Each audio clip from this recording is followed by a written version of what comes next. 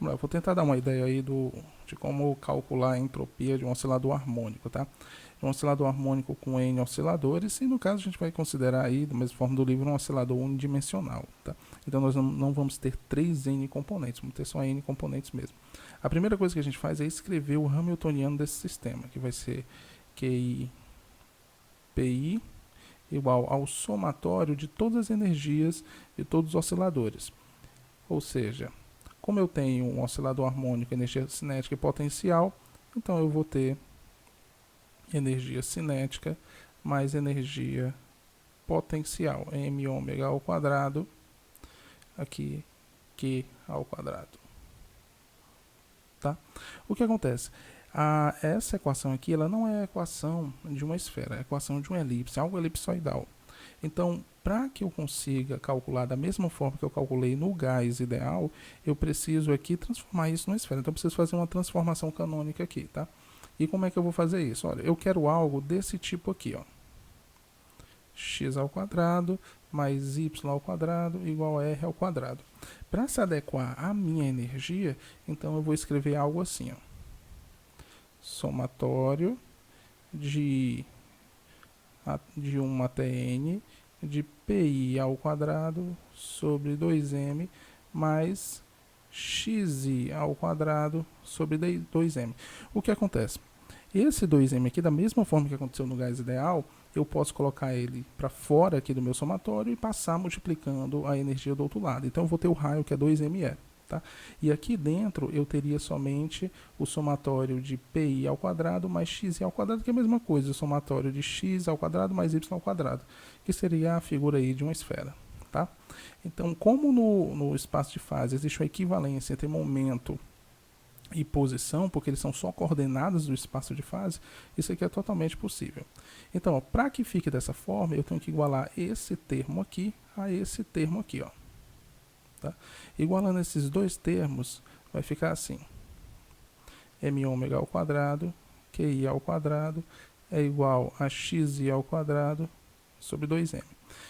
Cancelando aqui os dois, eu vou ter que xi ao quadrado é igual a m ao quadrado, ômega ao quadrado, qi ao quadrado, tá?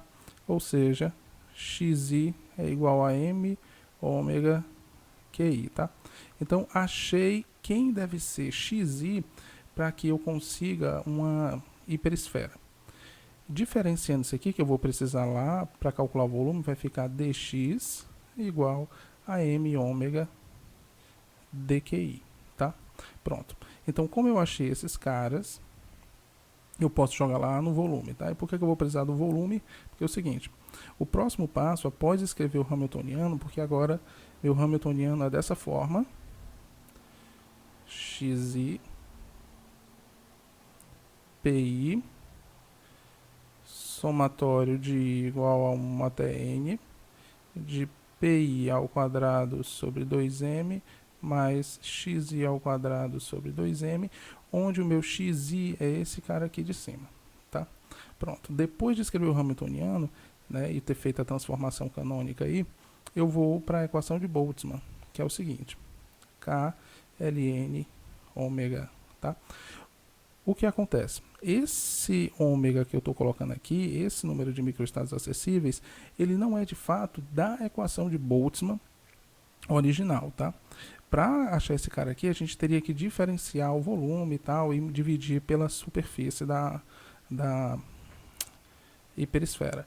Só que o que acontece? No limite termodinâmico, que é o que nos interessa de fato, esse cara aqui é equivalente ao cara da equação de Boltzmann mesmo, tá? Porque, de fato, quando a gente não usa o limite termodinâmico, as contas são diferentes. Eu já aplico o limite termodinâmico logo no começo, tá? O livro ele já faz isso lá no final, aí ele deriva, faz uma série de coisas, mas no final vai dar a mesma coisa, vocês vão ver, tá bom? Então, essa aproximação é válida sempre, que eu quero o limite termodinâmico. Então, eu vou atrás desse cara aqui, tá? E quem seria esse cara?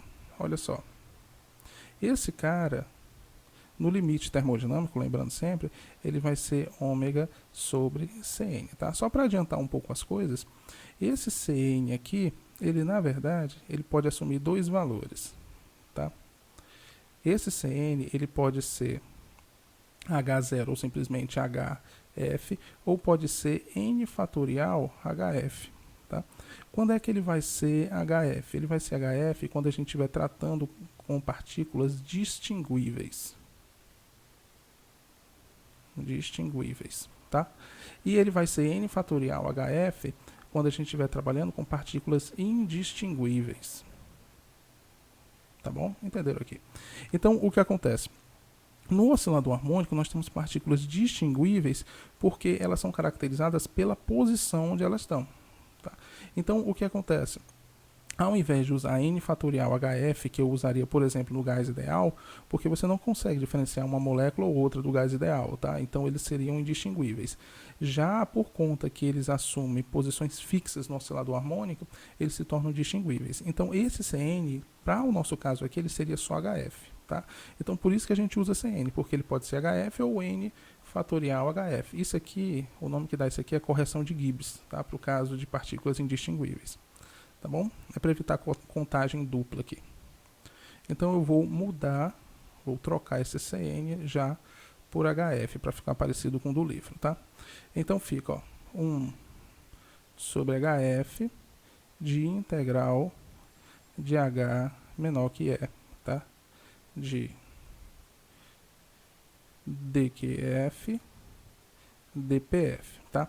Como eu fiz a transformação aqui, eu não vou trabalhar mais com Q, mas com X. Então, ó, dQi é igual a 1 m ômega de dxi, tá? Então eu faço substituição. Lembrando que o nosso F, que é o número de grau de liberdade que nós temos, que é o número de termos quadrados aqui que nós temos, ele vai ser N, tá? Então, ó, é um N para cada termo quadrático aí, dependente da posição, e um N para cada termo quadrático aí dos meus momentos, tá? Então, no total fica 2N, se você somar os dois, tá bom?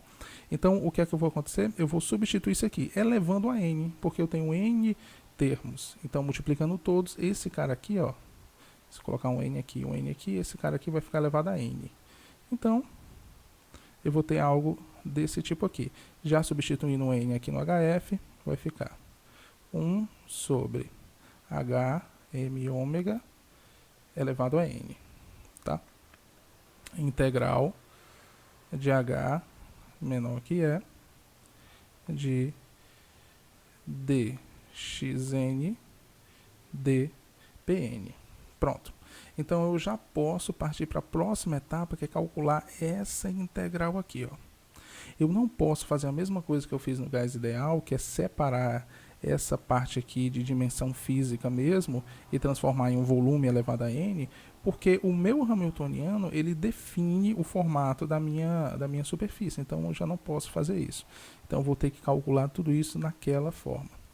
Acho que vocês lembram aí, o volume, né, essa integral aqui, ela é o volume de uma hiperesfera de raio R dimensão F, tá?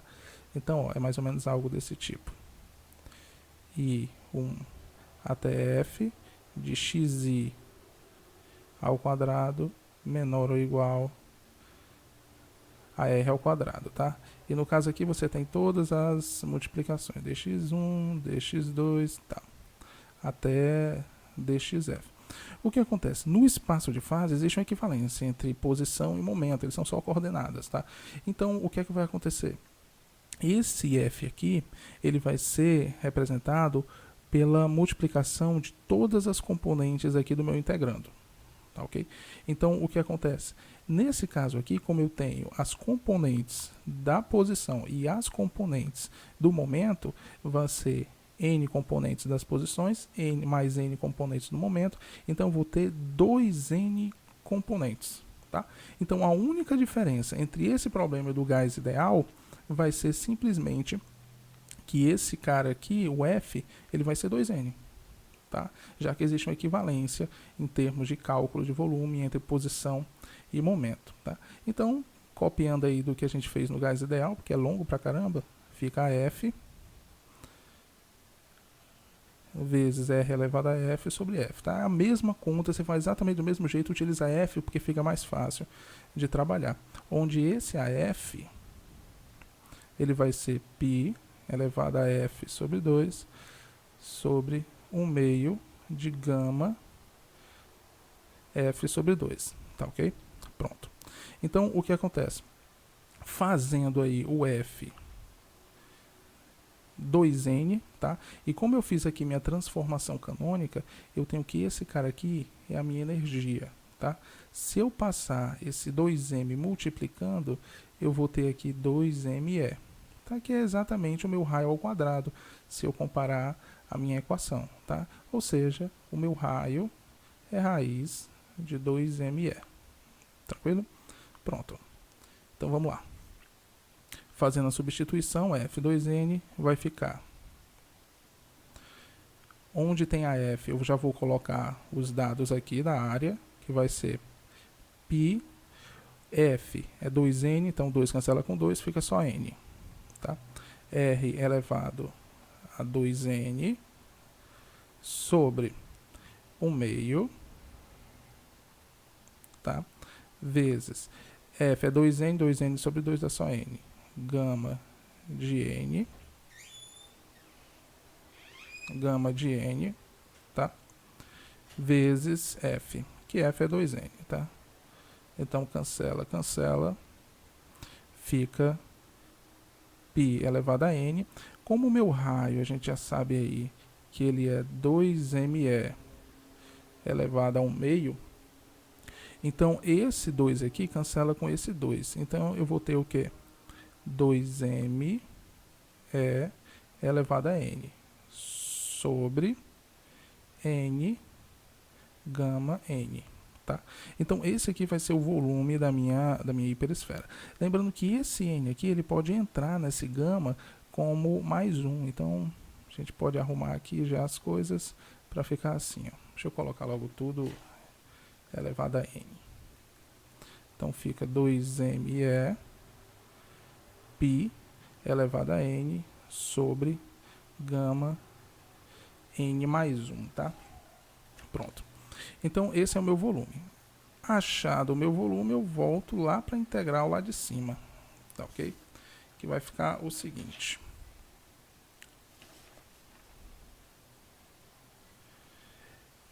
Esse cara aqui, ó, era quem eu estava procurando. Então, o número de estados acessíveis vai ser 1 sobre Hn, que multiplica m ômega sobre n, elevado a n, desculpa, vezes 2m é π elevado a n sobre n ômega mais 1, tá? O que acontece, ó? Se você olhar com um pouco de atenção, você vai ver que esse 2π aqui, ele pode passar para baixo do h, tá? Aqui, ó, pode ficar aqui, tranquilo? E elevado a n. Isso aí é o h cortado, tá ok? Outra coisa, esse m pode cancelar com esse m, então isso daqui tudo vai se reduzir ao seguinte: 1 sobre h cortado ômega, tá? Tudo isso elevado a n, vezes E elevado a n sobre gama de n mais 1, tá? Tá um pouco diferente do livro, porque eu já fiz a aproximação termodinâmica lá em cima. Mas vocês vão ver que bate exatamente com o resultado. Tá ok? Então, o que acontece? Como eu fiz a aproximação termodinâmica, eu posso pegar esse cara aqui e já jogar na equação de Boltzmann, tá? Se eu não tivesse feito, eu não poderia, tá bom? Eu teria que fazer a derivada da superfície, do volume, e dividir pela superfície, uma série de coisinhas aí que tem que ser feitas, tranquilo? Então, olha só. Eu vou ter que a entropia, ela vai ser K de Ln de ômega, ômegazinho, tá ok? Ou seja, K Ln de 1 sobre H cortado ômega elevado a n de n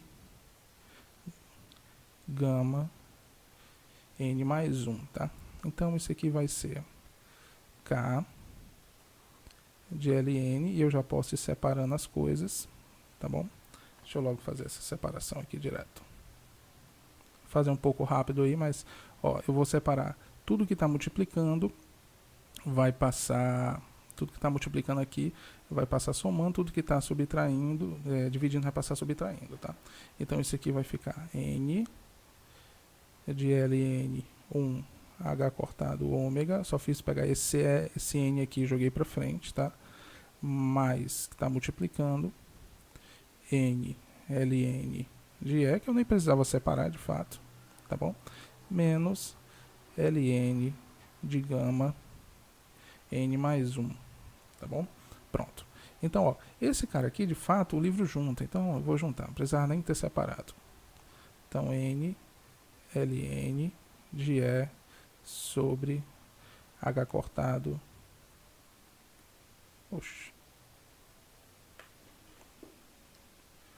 H cortado, desculpa aí.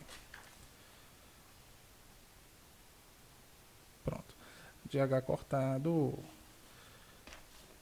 elevado a... Pronto, só isso aqui mesmo. Menos Ln gama de N mais 1, tá? O que acontece? Como a gente está trabalhando no limite termodinâmico, eu posso fazer a aproximação de Stirling para esse gama aqui, que vai ficar assim, ó. Olha só. A aproximação de Stirling para o gama, tá?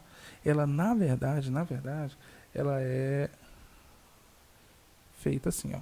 N menos 1, N menos 1, Ln de N menos 1, menos N menos 1. Só que o que acontece? Nesse caso aqui, eu estou trabalhando com limite termodinâmico. Então, eu não preciso fazer isso, tá? Então, eu vou fazer isso aqui aproximadamente N Ln de N menos N. Então, essa aproximação de Stirling, ela só é válida no limite termodinâmico. Porque quando eu tenho N menos 1 aqui, tanto faz eu colocar ou somar 1 ou subtrair 1 de um número muito grande que vai dar no mesmo. Tá, ok? Então, isso vale também para esse cara aqui, ó. Ao invés de fazer n mais 1, eu posso simplesmente fazer n, porque um número muito grande, um número tendendo a infinito, que é a nossa aproximação termodinâmica, mais 1 vai continuar dando infinito. Então, ó, Ln de ômega de n mais 1 vai dar aproximadamente n Ln menos n. Vai dar exatamente isso daí. Tá, ok? Então, substituindo a aproximação de Stirling, eu vou ter que K N Ln de E H cortado ômega menos N Ln menos N, tá? Isso daqui vai dar, olha só, como esse cara tem um N na frente e aqui tem o Ln, tem esse N dentro do Ln, então, e ele está subtraindo, eu posso passar ele para dentro do argumento do logaritmo dividindo. Então, vai ficar K, N, Ln, E, N, H cortado ômega, tá? Menos, com menos dá mais, N, tá? Se eu colocar o N em evidência, vai ficar NK1, que é esse cara aqui, mais Ln N H cortado ômega, tá? Dentro aí do logaritmo, tranquilo? Que é exatamente o mesmo resultado do livro, tá, ok? Então, o que acontece? A diferença é que o livro ele vai fazendo as aproximações termodinâmicas já lá para o final. Como eu já faço essa aproximação aqui de início, acaba sendo a mesma coisa, tá? A gente acaba tendo aí o mesmo resultado.